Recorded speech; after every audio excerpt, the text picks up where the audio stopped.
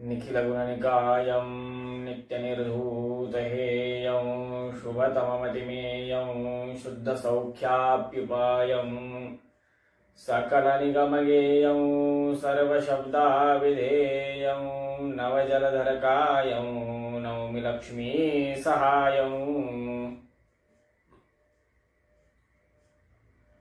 नारायणाय परिपूर्णगुणार्णवाय विश्वोदयस्थितिलयो नियतिप्रदाय ज्ञानप्रदाय विबुधासुरसौख्यदुःख सत्कारणाय वितताय नमो नमस्ते। जन्माद्यस्य यतोऽन्वयादितरतश्चार्थेष्वभिज्ञस्वराट् तेने ब्रह्महृदाय आदिकवये मुह्यन्ति यं सूरयः तेजो वारिमृदां यथा विनिमयो यत्र स्त्रिसर्गो मृषा धाम्ना स्वेन सदा निरस्तकुहकं सत्यं परं धीमहि सच्चिदानन्दरूपाय विश्वोत्पत्त्यादिहेतवे तापत्रयविनाशाय श्रीकृष्णाय वयं नमः। अभ्रमं भङ्गरहितं अजडं विमलं सदा आनन्दतीर्थमतुलं भजे तापत्रयापहं चित्रै पदैश्च गम्भीरैर्वाक्यैर्मानैरखण्डितैः गुरुभावं व्यञ्जयन्ती भाति श्रीजयतीर्थवाक् नौमि न्यायसुधादिकृज्जयमुनीन् श्रीपादराट्सन्मनीन् व्यासार्यान् विविधागमाब्धिविहरान् श्रीवादिराजानपि वन्दे हंसवरान् रघुत्तमगुरुन् वैदव्यवाराणिधिं श्रीसत्यव्रतराघवेन्द्रमुनिपां सद्बोधसध्यानपां विद्यायां विबुधाचार्यं वेदज्ञानाब्धिचन्दिरं दुर्मतध्वान्तमार्ताण्डं सत्यध्यानमुनिं भजे। सत्याभिज्ञकराब्जोक्तान् पञ्चाशद्वर्षपूजकान् सत्यप्रमोदतीर्थार्यान् नौमि न्यायसुधारतान् शास्त्रेषु पारदृश्वानं शास्त्रज्ञेषु च वत्सलं दीनभक्तोद्धारकरं सत्यात्मानं गुरुं भजेत्। आपादमौलिपर्यन्तं गुरूणामाकृतिं स्मरेत् तेन विघ्नाः प्रणश्यन्ति सिद्ध्यन्ति च मनोरथाः। शुभां ध्यायन्ति ये कामान् गुरुदेवप्रसादजान् इतरान् आत्मपापोत्थान् तेषां विद्याफलिष्यति। श्रीगुरुभ्यो नमः। हरिः ओम हरिः ओम हरिः ओम। अत्यंत पवित्र असे हे पर्वकाळ, चातुर्मास्याचे पर्वकाळ, श्री श्री श्री श्रीमद जगद्गुरु मध्वाचार्य मूल महासंस्थान श्रीमद उत्तरादी मठ या मठाचे पीठाधिपती विद्यमान श्रीमन मूल रामचंद्र पाल पद्माराधक हंसपीठाधीश्वर श्री श्री श्री जगद्गुरु सत्यात्मतीर्थ महास्वामी महाराजांचे 30वे चातुर्मास्य भाग्यनगरामध्ये चालू आहे। आज एकादशीचा पर्वकाळ।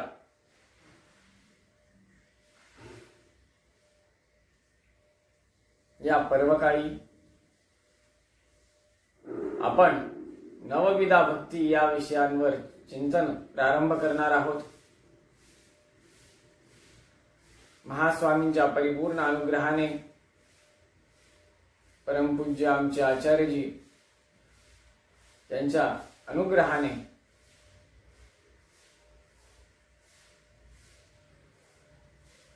आज हे चिंतन प्रारंभ करणार आहोत। प्रारंभ करूया चिंतन। आपादमौलिपर्यन्तं गुरूणामाकृतिं स्मरेत् तेन विघ्नाः प्रणश्यन्ति सिद्ध्यन्ति च मनोरथाः। श्री गुरुभ्यो नमः। हरिः ओम। जन्माद्यस्य यतोऽन्वयादितरतश्चार्थेष्वभिज्ञस्वराट् तेने ब्रह्महृदाय आदिकवये मुह्यन्ति यं सूरयः तेजो वारि मृदां यथा विनिमयो यत्र स्त्रिसर्गो मृषा धाम्ना स्वेन सदा निरस्तकुहकं सत्यं परं धीमहि। श्रीमद्भागवत महापुराणाचा महिमा काय सांगावा। मोक्ष प्राप्ती करून देणारा हा तो अद्भुत दिव्य ग्रंथ श्रीमद्भागवत। त्या श्रीमद्भागवत महापुराणाच्या 7व्या स्कंदामध्ये 5व्या अध्यायामध्ये 23व्या श्लोकामध्ये भक्तराज प्रल्हाद महाराज नवविध भक्तीचे वर्णन करतात, उपदेश करतात।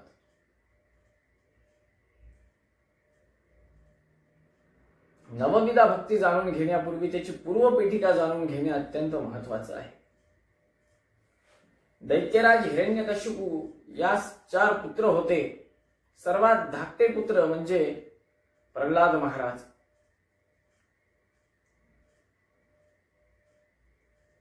या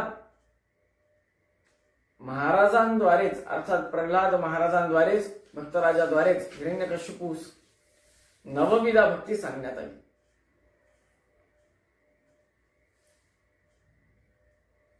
दैत्यगुरु शुक्राचार्य यांचे 2 पुत्र षंड व अमर्क या दोघांच्या गुरुकुलामध्ये हिरण्यकशिपूने आपल्या पुत्रांना पाठवलं अधर्माचे धडे गिरवण्यासाठी। बघा, भगवत निंदा, भगवत द्वेष, भगवत भक्तांची निंदा, भगवत भक्तांचा द्वेष, अधर्माचरण इत्यादी इत्यादी सर्व प्रकारचा धर्माच्या विरुद्ध, धर्माला पोषक नसलेलं सर्व काही शिकण्याकरिता म्हणून हिरण्यकशिपूने स्वतःच्या मुलांना त्या गुरुकुलात पाठवलं।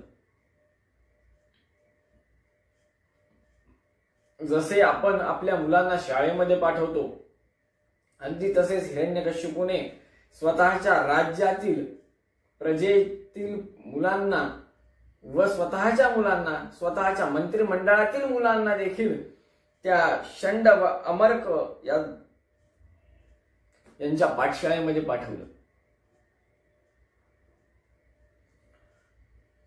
जसं की आपण शाळेमध्ये जातो, अध्ययन करत असतो, परंतु अध्ययनाच्या काळामध्ये गुरुजन जे आपल्याला शिकवतात त्या विषयाकडे आपलं लक्ष नसते, दुसऱ्याच विषयाकडे आपलं लक्ष असते। अगदी तसं ज्यांच्या बाबतीत देखील घडू लागलं। षंड व अमर्क हे जे काही शिकवायचे त्या विषयांकडे या इतर विद्यार्थ्यांचे लक्ष नसायचे, यांचे लक्ष मात्र दुसरीकडेच असायचे। जसं की आपण शाळेमध्ये जातो, आपल्याला गणित इत्यादी शिकवलं जातं, आपल्याला आवडत नाही विषय, आपले लक्ष त्या विषयाकडे नसते, आपले लक्ष कुठेतरी अवांतर असते। अगदी तसेच यांच्या संदर्भात झाले। या सर्वांचे लक्ष षंड व अमर्क हे जे काही शिकवायचे त्या अधर्माच्या विषयांकडे नसून ह्यांचे लक्ष प्रल्हादजी करत असलेल्या, भक्तराज करत असलेल्या व्यवहाराकडे होते, भक्तराज करत असलेल्या भक्तीकडे होते।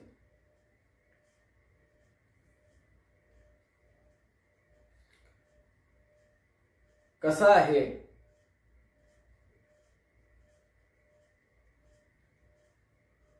कस्तुरी एका ठिकाणी ठेवली आणि त्या कस्तुरीवर झाकण ठेवलं, त्या झाकणाला देखील कस्तुरीचा वास लागतो।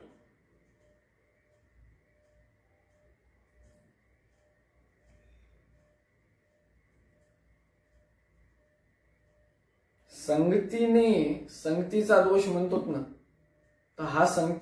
तर हे संगतीचं गुण आहे। ते सर्व लेकरं, ते सर्व मुलं भक्तराजांच्या सहवासात आल्यामुळे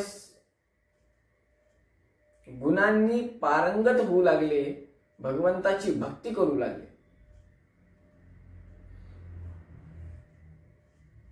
सज्जनांचा सहवासच तसा असतो की तो भल्या भल्याला चांगला करतो।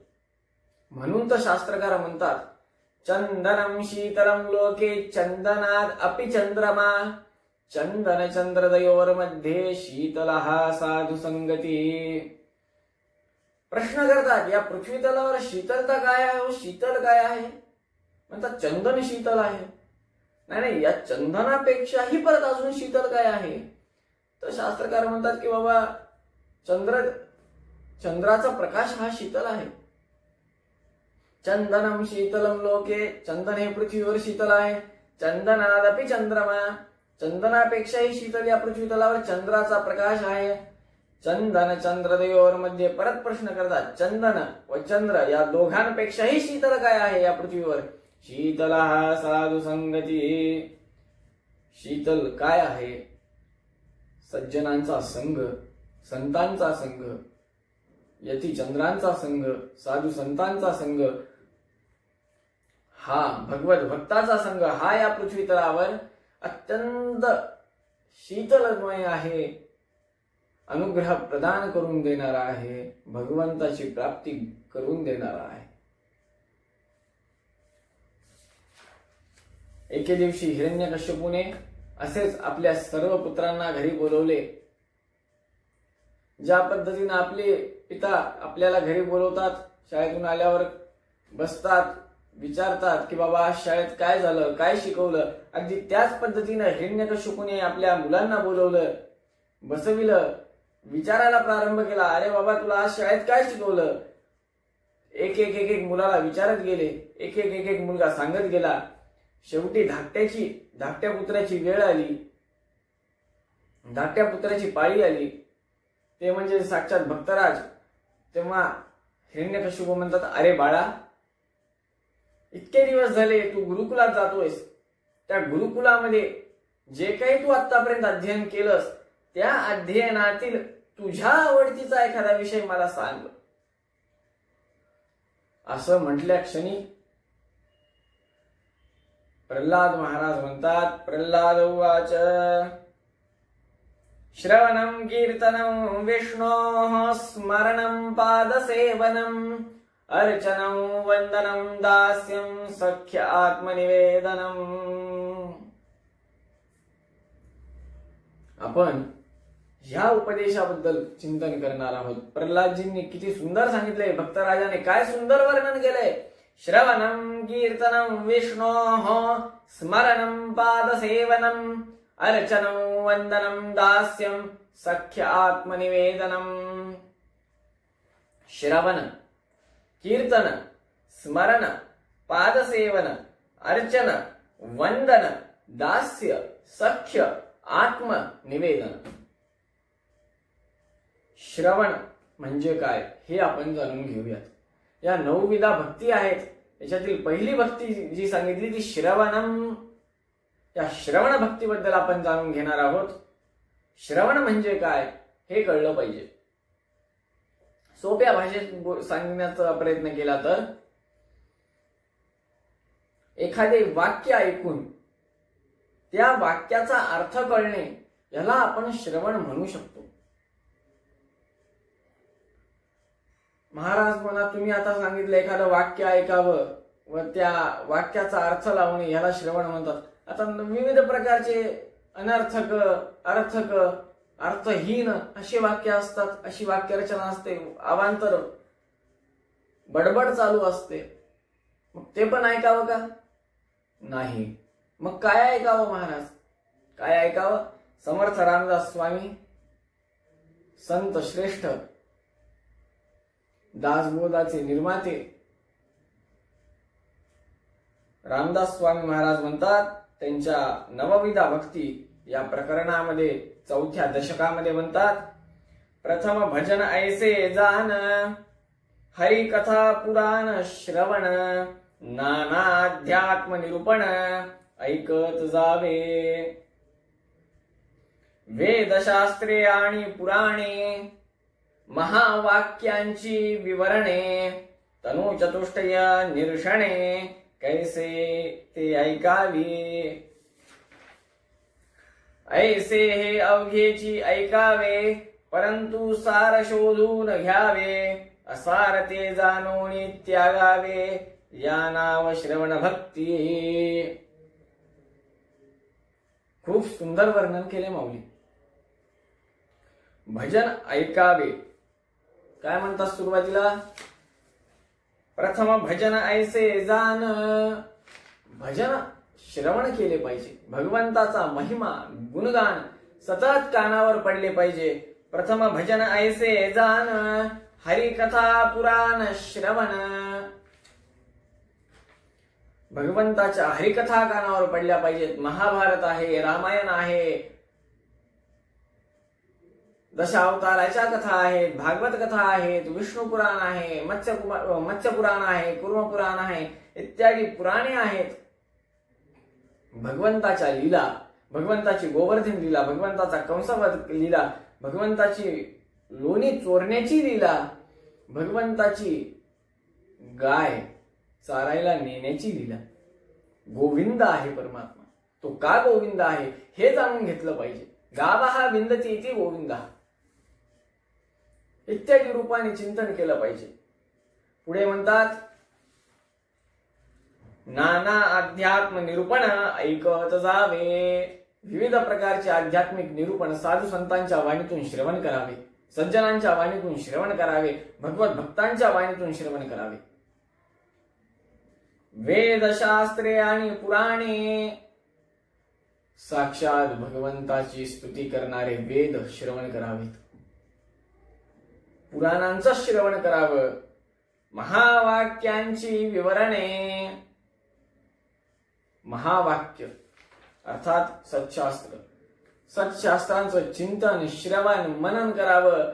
जिथे अनुवाद चालू आहेत शास्त्रार्थाचे त्या ठिकाणी जाऊन बसावे, ते अनुवाद श्रवण करावे. ज्या ठिकाणी वाक्यार्थ चालू आहे त्या ठिकाणी जावे, ते वाक्यार्थ श्रवण करावे. पुढे म्हणतात, ऐसे हे अवघेची ऐकावे. अशा पद्धतीने सगळं ऐकत जावं, परंतु सार शोधून घ्यावे. असार ते जाणून त्यागावे. या नाम श्रवण भक्ती. फार महत्वाचा उपदेश दिला या ठिकाणी. सगळं काही ऐकावं. एक एक अक्षर प्रतिपाद्य आहेस की रे नारायणा. एक एक अक्षर प्रतिपाद्य भगवंत आहे. सगळं श्रवण करावं, सगळं मनन करावं, परंतु तत्वज्ञान मात्र फक्त घ्यावं. लीला आणि अनंत लीला आहेत भगवंताच्या, अनंत लीला आहेत. त्या अनंत लीलांपैकी आता उदाहरणार्थ आपण बोललो तर गोवर्धनाची लीला आहे, चोरीची लीला आहे, माखण चोरीची लीला आहे, इत्यादी इत्यादी अनेक लीला आहेत. त्या लीलांमधील त्या लीलेच्या मागील तत्वज्ञान काढून घ्यावं. जेव्हा मधमाशी फुलावर बसते तेव्हा ती फक्त त्याच्यातला मकरंद काढून घेते, न की फुल.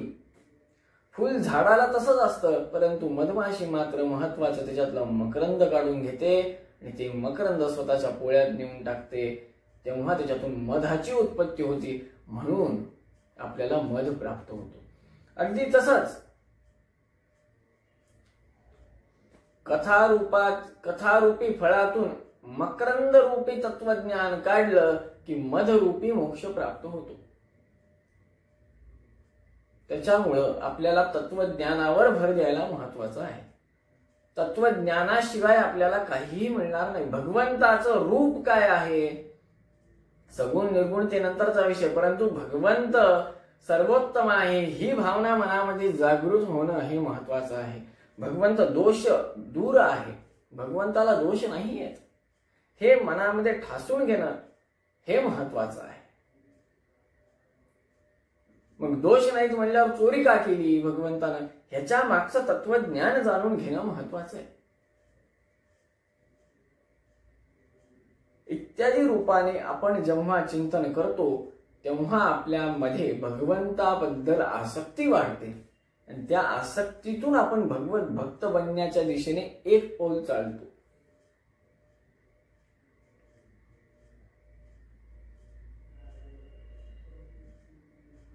जे असार आहे ते त्यागून द्यावं, ते सोडून द्यावं.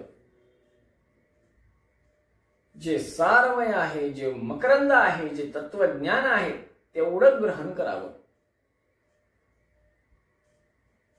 माऊली याबद्दल खूप सुंदर वर्णन करतात. त्यांच्या ग्रंथामध्ये, भावार्थ दीपिका नावाच्या ग्रंथामध्ये माऊली खूप सुंदर वर्णन करतात. दैखे शब्दाची व्याप्ती, निंदा आणि स्तुती, तेथ द्वेषोपजती श्रवणाद्वारे. देखे शब्दाची व्याप्ती. शब्दाची व्याप्ती केवढी आहे माऊली, सामान्य नाहीये. शब्दानेच ज्ञान होते, शब्दानेच आपल्याला सर्व काही कळते, एवढी ही शब्दाची महती आहे. सत्य असत्य, धर्म अधर्म, निंदा स्तुती हे सर्व काही शब्दानेच कळते.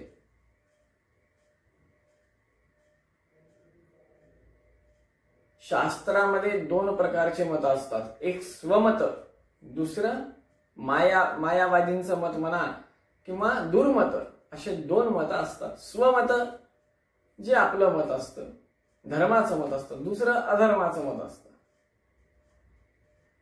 मायावादींचं मत असतं. स्वमताचे जे मोक्षास कारणीभूत असलेले शास्त्रज्ञान आहे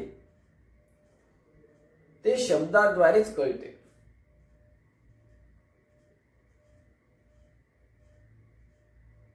स्वमतामध्ये केलेली भगवंताची स्तुती अर्थात भगवंताचे गुण, भगवंताबद्दल सांगण्यात आलेले प्रमाण, प्रमेय, या ठिकाणी ज्ञानोबारायांनी, माऊलींनी स्तुती असा शब्द दिलेला आहे त्यांच्या ओवीमध्ये. दैखे शब्दाची व्याप्ती, निंदा आणि स्तुती. या विरुद्ध जे स्वमताच्या विरुद्ध जे भगवंताच्या शास्त्राचे मत मानत नाही, स्वतःचे मत त्या ठिकाणी सांगतो, साक्षात वेदव्यास भगवंताद्वारे प्रतिपाद्य असलेल्या सत्शास्त्राचे, पुराणाचे खंडन मंडन करतो, अशा त्या लोकांच्या मताला, मायावादी मताला किंवा दुर्मताला, त्यांच्या त्या म्हणण्याला, भगवंताचं खंडन मंडन करण्याला, त्यांच्या त्या शास्त्राला निंदा असं या ठिकाणी माऊलींनी म्हणलंय. निंदा आणि स्तुती, तेथ द्वेषोपजती श्रवणाद्वारे. तेथे द्वेषोपजती श्रवणाद्वारे. यातूनच आपल्याला द्वेषादेश इत्यादी त्याचं ज्ञान होतं. ही भगवंताची स्तुती किंवा निंदा आहे हे आपल्याला शब्दाद्वारेच कळतं व शब्द हे श्रवणाद्वारेच आपल्याला कळतात. याबद्दल संत श्रेष्ठ नाथ महाराज फार सुंदर सांगतात. श्रवणे परीक्षिती तरला भूपती, 7 दिवसा मुक्ती झाली तया.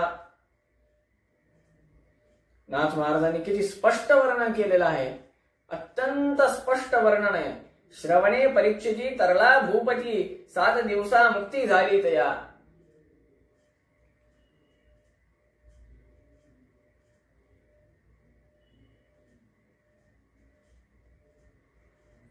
नाथ महाराजांनी स्पष्ट वर्णन केलंय. असंप्रज्ञात समाधी स्थितीमध्ये असलेले शमीक ऋषी, असंप्रज्ञात समाधी स्थिती, साक्षात भगवंताचं दर्शन ज्या समाधी स्थितीत होत असतं ती समाधी स्थिती म्हणजे असंप्रज्ञात समाधी स्थिती. त्या समाधी स्थितीमध्ये असलेले हे शमीक ऋषी त्यांच्या आश्रमामध्ये समाधीस्थ असताना साक्षात भगवंताचं दर्शन घडत असताना तहानेने व्याकुळ झालेले परीक्षित महाराज त्या ठिकाणी आले. पाणी पाहिजे, पाणी पाहिजे म्हणाले. असंप्रज्ञात समाधी स्थितीमध्ये असल्यामुळे शमीक ऋषींना काही कळाले नाही. रागात येऊन, कलिप्रभावामध्ये येऊन मृत सर्प शमीक ऋषींच्या गळ्यामध्ये टाकला, अपमान केला व तिथून निघून गेले. परीक्षित राजा सामान्य राजा नव्हता. इंद्राचा अवतार अर्थात इंद्राचे अवतार अर्जुन, त्या अर्जुनाचे नातू म्हणजे परीक्षित राजे. साक्षात महापराक्रमी असे अभिमन्यू यांचे पुत्र, धर्मनिष्ठ, अपरोक्ष ज्ञानी, धर्मनिष्ठ, असम प्रज्ञात समाधी स्थितीमध्ये बसलेले जे ऋषी आहेत, शमीक ऋषी, त्यांचा अपमान या धर्मनिष्ठ अशा राजाद्वारे घडणं सामान्य गोष्ट नाहीये. जो धर्मनिष्ठ राजा आहे त्याच्याद्वारे ऋषींचा अपमान घडलाय. त्याच्यामुळेच म्हणतात शास्त्रकार, प्रारब्धम उत्तम जनाः न परित्यजन्ति. प्रारब्ध उत्तमांना चुकलं नाहीये. तक्षक ही कथा सगळ्यांना माहिती आहे. शमीक ऋषींचा अपमान झाल्यानंतर त्यांचे पुत्र शृंगी ऋषी, त्या 8 वर्षाचे जे शृंगी ऋषी आहेत, त्यांनी कमंडलूतलं पाणी घेतलं व माझ्या पित्याचा मृत सर्पाद्वारे अपमान केल्यामुळे या परीक्षित राजाचा 7व्या दिवशी मृत्यू होऊ दे, ते देखील सर्पदंशाने होऊ दे, तक्षक नावाच्या घोर सर्पदंशाने होऊ दे म्हणून शाप दिला. शाप दिल्यानंतर जेव्हा ही गोष्ट शमीक ऋषींना कळते तेव्हा शमीक ऋषी परीक्षित राजाला निरोप पाठवतात. गौडमुख नावाच्या ब्राह्मणाद्वारे निरोप पाठवतात. शाप झालेला आहे. तेव्हा परीक्षित राजा सर्वसंग परित्याग करून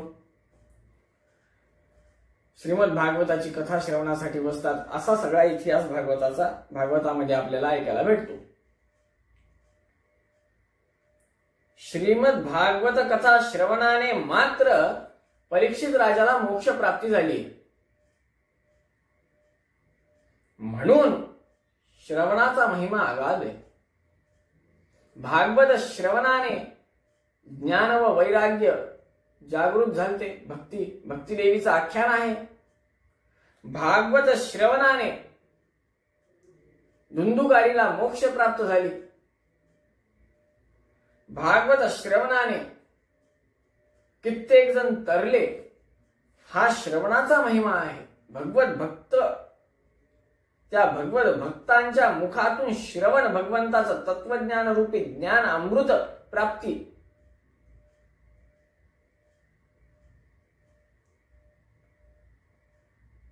म्हणून तर श्रीमद आचार्य त्यांच्या ग्रंथांमध्ये म्हणतात, श्रीमद जगद्गुरु मध्वाचार्यजी त्यांच्या ग्रंथात सांगतात, श्रवणादि विना नैव क्षणं तिष्ठेदपि क्वचित् अत्यशक्येतु निद्रादौ पुनरेव समाचरेत.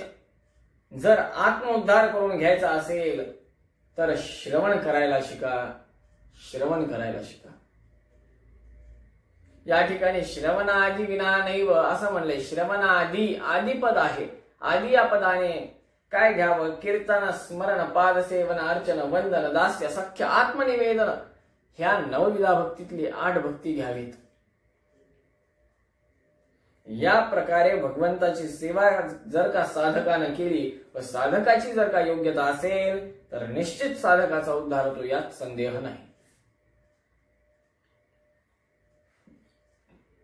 ज्या प्रकारे देहाला कष्ट झाल्यावर आपण औषधी घेतो, ज्या प्रकारे देहाला कष्ट झाल्यावर आपण सलाईन घेतो, ज्या प्रकारे देहाला कष्ट झाल्यावर आपण डॉक्टरांकडे जातो, अगदी त्याच प्रकारे आपल्या आत्म्याला मोक्ष सुख प्राप्ती करून द्यायची असेल तर सद्गुरूंकडे जाणे, सद्गुरूंच्या मुखातून भगवत प्राप्तीचे उपदेश करून घेणे, त्या भगवत प्राप्तीसाठी लागणारे उपदेश सद्गुरूंकडून घेऊन त्याचा अनुष्ठान इत्यादी करणे, भगवंताचं तत्वचिंतन सद्गुरूंच्या मुखातून श्रवण करणे, याखेरीज दुसरे औषध नाही, याखेरीज दुसरा उपाय नाही. श्रीमद भागवत पुराणाचा महिमा, त्या भागवतामध्येच 7व्या स्कंदामध्ये 7व्या अध्यायामध्येच हा विषय येतो श्रवणाचा. हिरण्यकश्यपूची पत्नी जेव्हा नारद मुनींच्या आश्रमात असते तेव्हा हिरण्यकश्यपूच्या पत्नीच्या गर्भामध्ये भक्तराज असतात तेव्हा नारद मुनी भागवत धर्माचा उपदेश देतात व ते भागवत धर्माचे उपदेश भक्तराज श्रवण करतात. त्याच्यामुळे भक्तराज आहेत. हा महिमा आहे श्रवणाचा. शास्त्रामध्ये देखील वर्णन आढळते. देवतांना देवपदावर विराजमान होण्यासाठी देखील ज्ञान घ्यावं लागतं, श्रवण करावं लागतं. याबद्दल एक खूप प्रसिद्ध कथा आहे. श्रीमद आचार्य मध्वाचार्य प्रथमं हनुमन्नाम द्वितीयो भीमेव च पूर्णप्रज्ञस्तृतीयस्तु भगवत्कार्ये साधकः.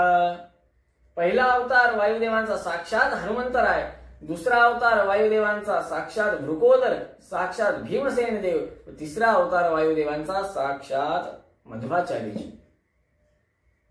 मध्वाचार्यजी गुरु महाराज यांचा हा अवतार.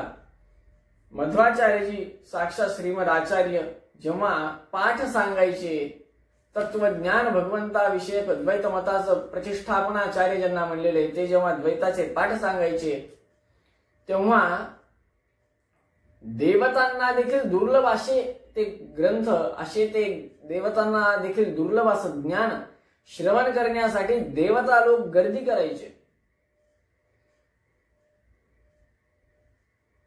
इंद्रदेवाने तिसरा अवतार धारण करून श्रीमद आचार्यांचा पाठ श्रवण केलेला आहे. तुम्ही म्हणाल काय म्हणताय? होय, पहिला अवतार वाली, दुसरा अवतार अर्जुन व तिसरा अवतार वृषभ. बैलाचा अवतार धारण केला इंद्रदेवाने व स्वतःच्या खांद्यावर श्रीमद आचार्यांचे ग्रंथ वाहून नेण्यासाठी ते सेवारत राहिले.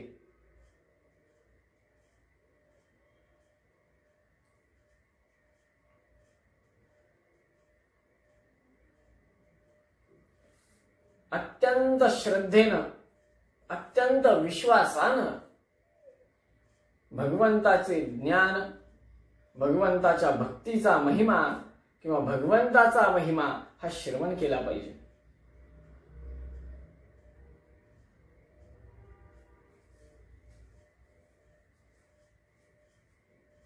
असा हा भगवंताचा महिमा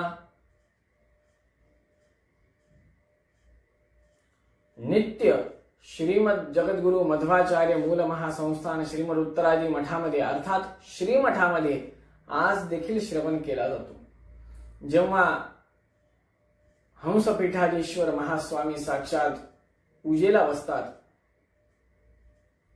तेव्हा आज देखील श्रीमद भागवत कथा श्रवण केली जाते. महास्वामी स्वतः श्रवण करतात.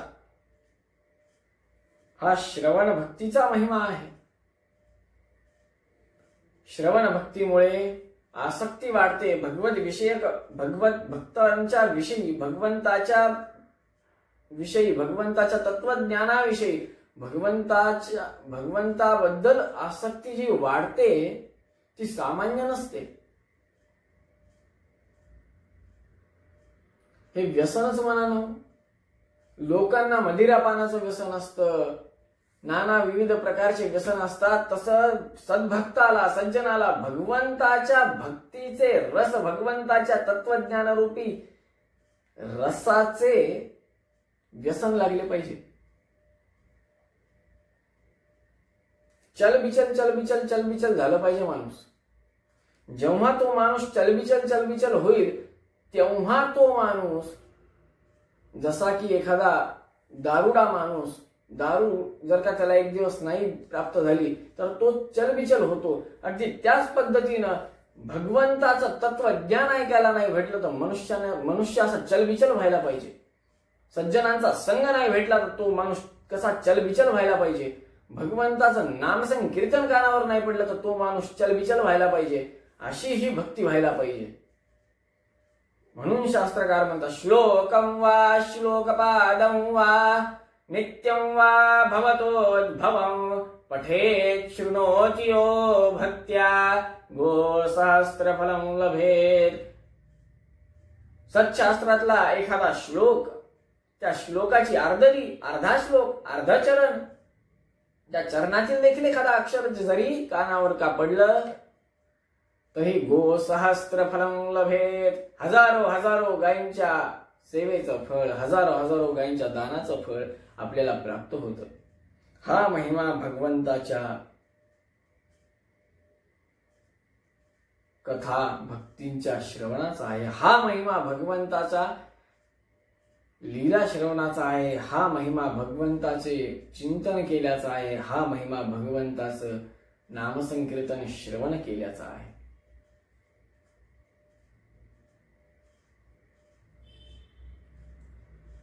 आपणही सर्वजण भगवंताचा महिमा श्रवण करत जाऊ,